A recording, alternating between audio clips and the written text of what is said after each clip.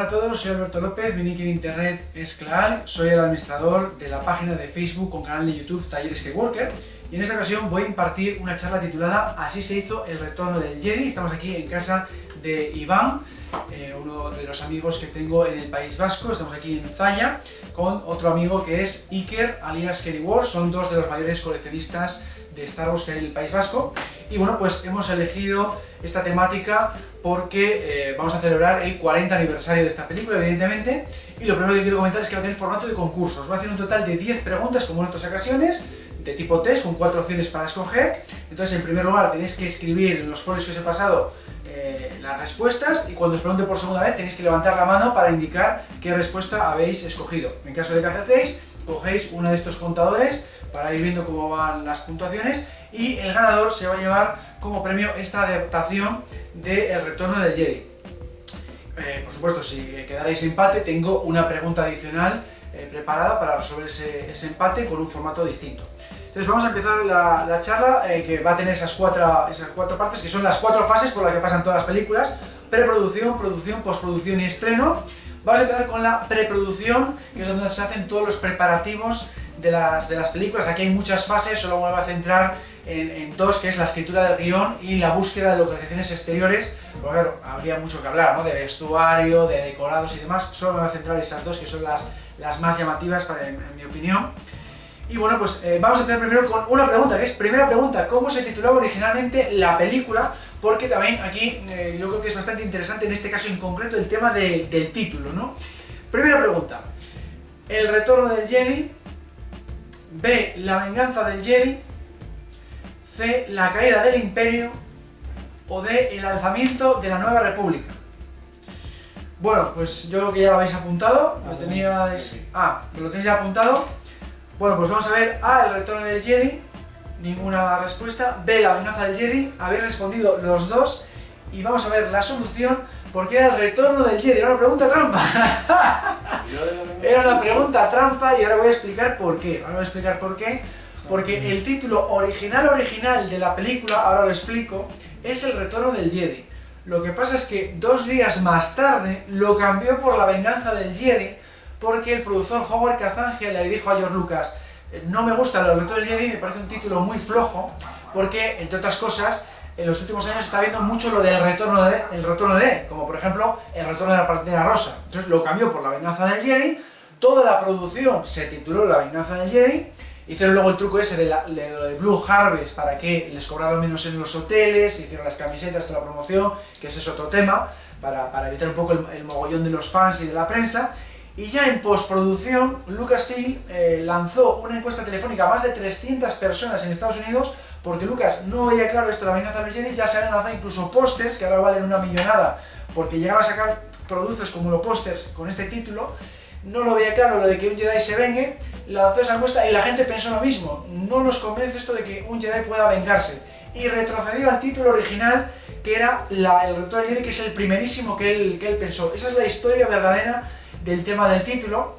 Y entonces, bueno, aquí hay que comentar que El Retorno del Jedi hace referencia al regreso de Anakin Skywalker después de haber sido Darth Vader. Si hubiera sido La Venganza del Jedi, sí haría referencia a Luke Skywalker. Yo realmente no había pensado en eso, yo hasta que no leí un libro no me di cuenta de ese matiz, pero El Retorno del Jedi hace referencia a Anakin, no hace referencia a Luke Skywalker. Pero esa es la historia realmente de la película, que viene dada por Howard Kazanjian, que es el nuevo productor de esta película, por cierto, porque Gary Carth abandonó, vamos a decir, la saga Star Wars en diciembre del 79, pero en parte es porque veía que Lucas ya había escogido a Howard Kazanjian por sustituirle, porque se había pasado el presupuesto en El Imperio Contraataca. Había trabajado en las 2 primeras, pero el Imperio se había pasado el presupuesto, y Lucas confió en Howard Kazanjian porque era un productor muy bueno, que ya le había gustado mucho cómo había trabajado en películas suyas anteriores, como por ejemplo la primera película de Indiana Jones, la de Búsqueda de la Arca Perdida. Y bueno, ahora vamos a ver el tema del guión, que habíamos dicho antes, que es una parte muy interesante siempre de observar. Y aquí hay que comentar que, claro, la idea general pues ya estaba muy definida, porque ya desde que se empezó a hacer Star Wars a principios de los 70, la idea era la misma, la de enfrentarse al Imperio, y haber una batalla final y demás. Lo que pasa es que ya sabéis que él hizo una única película y la dividió en 3. Entonces, cuando se pone a hacer El Retorno del Jedi, tenía que haber una batalla final, sí o sí. El tema del bosque con unas criaturas y tal era con Wookiees en vez de con Ewoks, eso es un poquitín el cambio. Y al final pues decidió jugar atrás con la Estrella de la Muerte porque no quiso salirse de ahí. Se dice que Gary Kurtz dejó la saga también un poco por eso, porque lo veía muy parecido a la primera película, estaba muy obsesionado igual con el merchandising, él quería hacer algo más novedoso. No, otra Estrella de la Muerte, que es un poco como lo que él ya tenía en esa versión original de Star Wars. Entonces eso estaba claro que tenía que ser así, porque ya estaba desde el principio, y realmente en el episodio 4 metió otra Estrella de la Muerte pues para cerrarla, por si acaso no triunfaba, que la película estuviera cerrada. O sea, es un poco a grandes rasgos la historia de la trilogía clásica, ¿no? Entonces, realmente cuando se pone a escribir el Retorno del Jedi, era distinto el primer borrador, o los primeros borradores, porque la historia empezaba en Tatooine y en Endor a la vez. Se iban alternando las escenas, porque Luke, Chewbacca y compañía iban al rescate de Han sin Leia, y Leia iba a Endor en solitario con un comando de personajes secundarios de rebeldes a la misión. Esa era un poco la gran diferencia, que luego se fue cambiando para que Leia también estuviera en Tatooine y contara la historia seguida de Tatooine antes de pasar a Endor. Eso es un poquitín la gran diferencia de cómo fue evolucionando el guión. Esto también es una diferencia importantísima que luego cambió. Al principio había 2 barcazas de Jabba, como vemos en esta ilustración de Ralph McQuarrie, y también había 2 estrellas de la muerte, como vemos también en esta otra ilustración de ese gran ilustrador, ¿no? Lo que pasa es que esto se quitó por razones presupuestarias. Dijeron, es que esto es más estético que otra cosa. Podemos hacer lo mismo solo con una barcaza y solo con una estrella de la muerte. Lo quitaron para no gastar tanto dinero. ¿Y cuál era el plan, vamos a decir, la trampa original de Palpatine? Pues era un poco distinta. ¿Por qué? Porque originalmente Endor orbitaba alrededor de Coruscant, que aquí se llamaba Haz Abaddon, era la capital imperial, y la Estrella de la Muerte orbitaba alrededor de Endor, eso sí, eso estaba igual, pero la ubicación era un poco distinta. Y entonces, ¿cómo atraía Palpatine a la Alianza hasta Endor? Pues había 2 cañones dentro de lo que es Endor.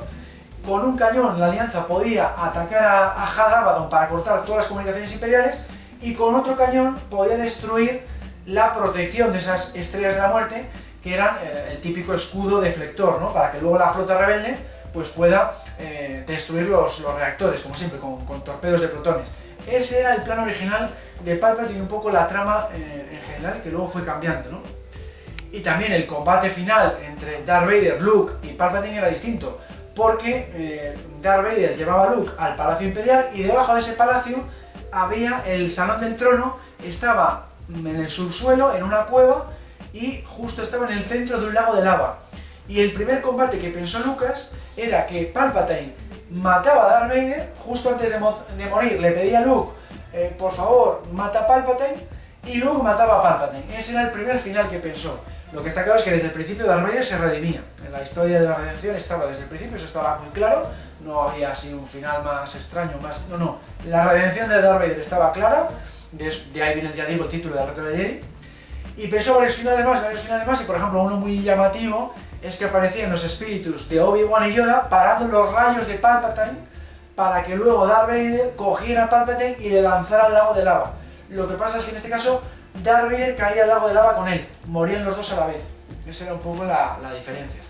Pero bueno, fue cambiando hasta lo que hoy conocemos, ¿no? Luego el tema este de Luke y Leia eran hermanos no estaba pensado desde un principio como nos podemos pensar. Podemos pensar, bueno, esto estaba pensado ya cuando Yoda le dice lo de hay otro. No, pensó un poco lo mismo que con lo de yo soy tu padre. O sea, lo de la paternidad de Darth Vader tampoco estaba pensado con el episodio 4. Se le ocurrió ya con el segundo borrador del Imperio Contraataca, se le ocurrió bastante después. Pues esto es exactamente lo mismo, fue improvisando sobre la marcha. De hecho dice el productor Howard Kazanjian que le pudo influir él a la hora de dar con esta idea, porque una vez en el Imperio Contraataca le dijo, oye, ¿a quién te refieres cuando dice Yoda eso de hay otro? Y le respondió Lucas con una pregunta, ¿tú quién crees que es? Y le dijo Howard Kazanjian, pues yo pienso que es Leia. Y qué casualidad que luego sea Leia, ¿no? Cuando se puso a escribir los guiones.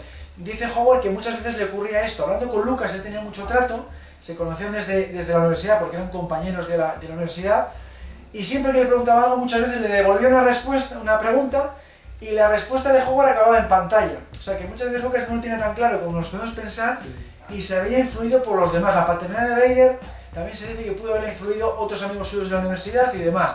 Pues en este caso un poco lo mismo, se le ocurrió muy ya, bastante avanzada, vamos a decir, la escritura de guiones, como en el segundo o tercer borrador, pues voy a poner a Leia, porque cuando dijo eso de hay otro de Yoda, él tenía pensado como un tío lejano de Luke o un tercer personaje desconocido, ¿no? No estaba, ya digo, tan definido como nos podemos pensar. Luego el tema este de que moría un protagonista en Reto del Jedi, que siempre ha habido muchos rumores, que se proyectaron una versión de Reto del Jedi en un pase de estos de prueba antes del estreno y que supuestamente Lando moría cuando escapaba de la Estrella de la Muerte y moría en la explosión. Eso es falso totalmente. Lucas nunca permitió que ningún protagonista falleciera en esta película porque él quería conseguir un final tan feliz como las películas que él veía de niño y como los seriales en los que él se basó para hacer estas películas. Y por ejemplo aquí, ya sabéis que Lawrence Kasdan, el guionista, y Harrison Ford le pidieron, oye, nos parecería mejor idea que falleciera Han Solo, porque es el personaje más solitario y quedaría mejor un toque dramático, porque esto, joder, esto es muy feliz, no muere nadie, parece un final como muy bueno. Aquí falta un toque de drama y no lo permitió. Al contrario que en el episodio 4. En el episodio 4, por cierto, Obi-Wan sobrevivía hasta el final y fue Marcia Lucas, la esposa de Lucas, que le dijo, estaría bien aquí que muriese Obi-Wan en su batalla con Darth Vader. Y ahí sí que lo permitió. Metió un toque dramático muy bueno.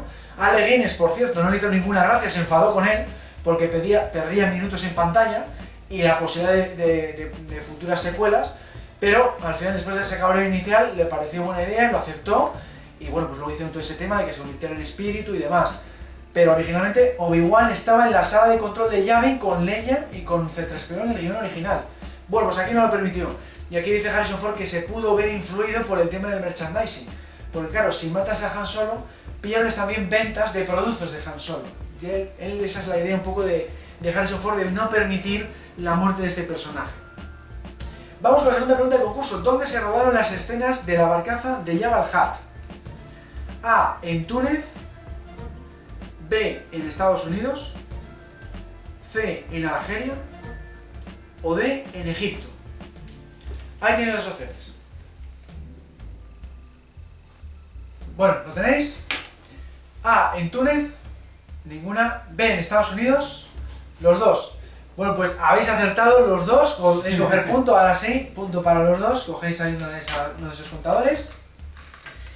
Y bueno, pues aquí comentar que se rodó concretamente en el desierto de Yuma de Arizona, pero originalmente se barajó regresar a Túnez, que es donde se rodó el episodio 4, las escenas de Tatooine. Lo que pasa es que los hoteles estaban lejísimos de las dunas, era logísticamente más complicado. Pensaron después en Argelia, pasaba lo mismo, que las dunas estaban súper lejos, y resultó que el desierto de Yuma en Arizona, que es en California, mucho más cerca, pues estaba muchísimo mejor. Y al final ese es el motivo por el que eligieron California. De todas formas, eso no quitó para que luego hubo un montón de trabajo. Tardaron 8 meses en preparar esto para el rodaje, porque había que construir la barcaza de Jabba. Por ejemplo, utilizaron 5 toneladas de clavos para construir la barcaza de Jabba, otro tanto de madera. Había que construir la carretera para llegar aquí, para poder construirlo. Esa carretera, cada 2-3 horas, había que mojarla de agua porque se te llena de arena y luego no la ves. Por supuesto, los 40-50 grados todos los días, alguna tormenta de arena de vez en cuando que les paraba el trabajo, etcétera, etcétera. Rodar en un desierto es complicadísimo. Todo esto que veis aquí, caravanas, tal, son oficinas de producción que hay que tener, los vestuarios, camerinos. Bueno, esta es la logística de esto, ya digo, 8 meses de trabajo, más luego hubo que vallarlo todo y poner seguridad durante 24 horas, porque al final lo de Blue Harvest no sirvió, porque la gente se acabó enterando cuando llegó Harrison Ford, Mark Hamill y Carrie Fisher, se supo que aquello era Star Wars, no era Blue Harvest, que era una película inventada, y empezó a llegar la gente en buggies, a tropel, cientos de personas en buggies atravesando el desierto para ver el rodaje. Entonces todo eso complicó también un poquito el tema de trabajar allí, ¿no? Fue bastante más fácil rodar el tema de Endor. En un principio, los que se encargaban de esto, que era el diseñador de producción Norman Reynolds, que ya había trabajado en Star Wars y en Indiana Jones, y Robert Watts, que era uno de los productores, que también había trabajado en Star Wars y en Indiana Jones, pensaron en Vancouver, en Canadá, porque también había árboles gigantes, pero les gustó más el tema de los árboles gigantes, de las secuoyas gigantes de California, y concretamente en Crescent City, por lo que he dicho antes, lo mismo, estaban muy cerca de los hoteles, eso es muy importante. Y porque en helicóptero vieron una finca que pertenecía a una compañía maderera y ahí podían rodar muy tranquilamente, porque era una finca privada y no se te va a meter nadie, y podían rodar incluso con explosivos, tenían un permiso de rodaje muy bueno para rodar toda esta batalla de Endor. Entonces, genial, aún así, lo que digo siempre, trabajo hay siempre. Entonces tuvieron que construir el búnker, plantar 16.000 helechos, cortar las ramas gordas de estos árboles, porque claro, las ramas van en proporción, eran tan grandes que había ramas que si caen pueden matar a una persona del grosor que tienen. Entonces preparar esto también lleva su trabajo, pero bueno, mucho más fácil que en el desierto de Yuma, por supuesto, ¿no? Y como anécdota se puede comentar que continuamente le tenían que decir a Peter Mayhew, que interpretaba a Chewbacca, quítate la máscara cuando dejes de rodar o cuando te alejes del set de rodaje, porque esta zona es famosa por la leyenda del Bigfoot y no queremos que un cazador te pegue un tiro. Esa es un poco la anécdota de este rodaje. Vamos a ver ahora un pequeño fragmento de uno de los making of que se hicieron en esta película, en el que vamos a ver el tema de la barcaza de Yago.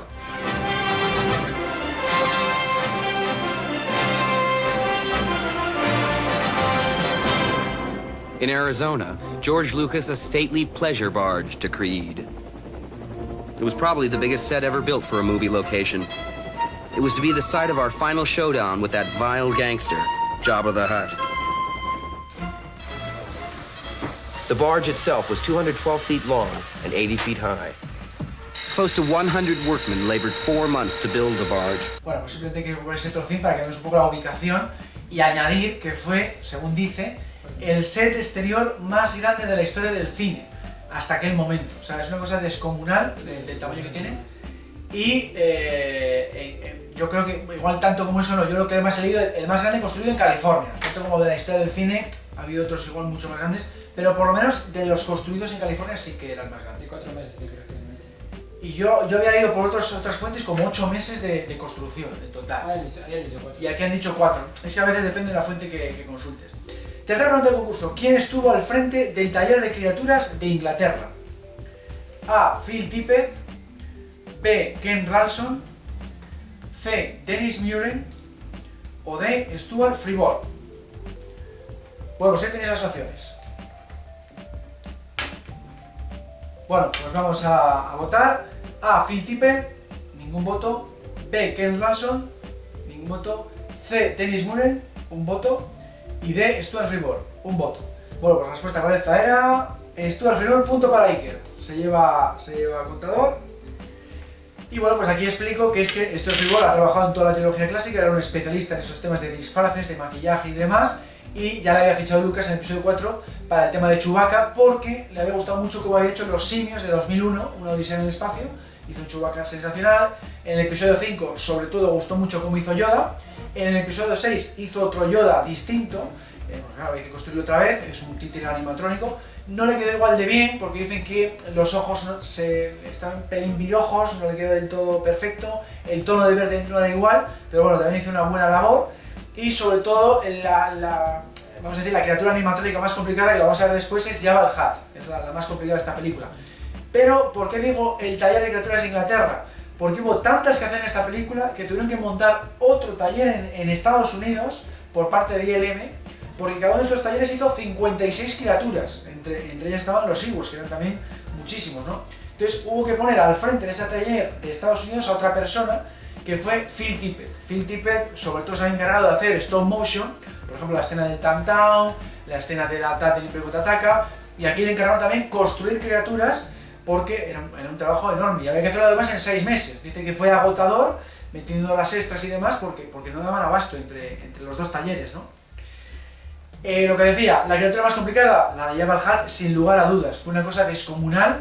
Para que nos hagamos una idea, solo la construcción exigió 4 toneladas de arcilla que había que montar sobre una estructura de madera. Todo esto son como una serie de alambres, vamos a decir, de madera. Lo construyó John Coppinger, que pudimos ver Iker y yo en Cificón en 2011 en Madrid, era uno de los invitados, y le explicó un poco la construcción, aunque ya digo, la supervisión era de Stuart Freeborn. Y luego el manejo era también complicadísimo y complicó mucho el rodaje, porque hacía falta 6 personas, aquí no saben las 6, pero eran 6 personas los que lo manejaban. 2 personas manejaban, como vemos, la cabeza y los brazos, manejaba cada uno un brazo, y luego una palanca a la cabeza y tal, y tenían que tener colgado del cuello unos monitores para ver lo que ocurría en el exterior. Luego otras 2 personas con radiocontrol manejaban los ojos, aquí solamente se ve a uno. Otra persona tumbada manejaba las fosas nasales, que es así que está en el tumbado en el suelo, en el pedestal. Y luego una 6ª persona, era un actor enano, que manejaba la palanca, la cola. Manejaba la cola con una palanca para poder manejar esto. Era algo, ya digo, dificilísimo. El actor enano era Mike Edmonds, que también, por cierto, interpretó al chamán Logray de la tribu de los Ewoks más adelante en el rodaje en California.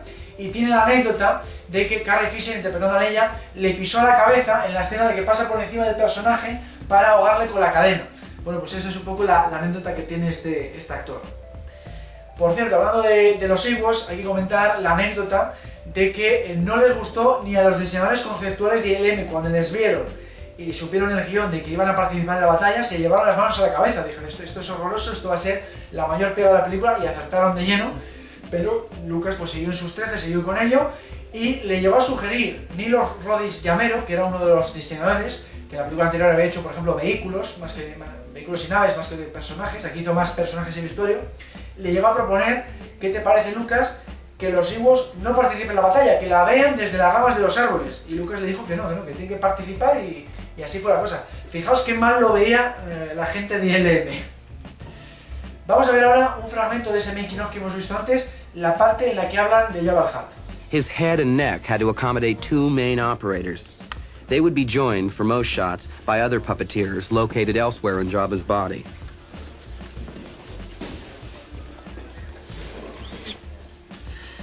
Jabba's eyes and some of his facial muscles were radio-controlled by 2 more operators. Stuart Freeborn headed the team that executed Phil Tippett's designs in England. It took 3 months to build Jabba, and he cost close to... Pues fijaos, 3 meses para construir Jabba, solamente Jabba, y tenían 6 meses para hacer todas las criaturas. Pues solamente 3 meses para Jabba, era la criatura más complicada, y bueno, pues ahí habéis visto a Stuart Freeborn, y fue una auténtica pasada, ¿no? Vamos a ver con la producción, que también se conoce como rodaje o fotografía principal, y en estas películas pues es una auténtica barbaridad también. Se tiran 4 o 5 meses, luego hacen rodajes adicionales porque se han quedado algunas partes que hace falta añadir para que se entienda mejor la narrativa y demás.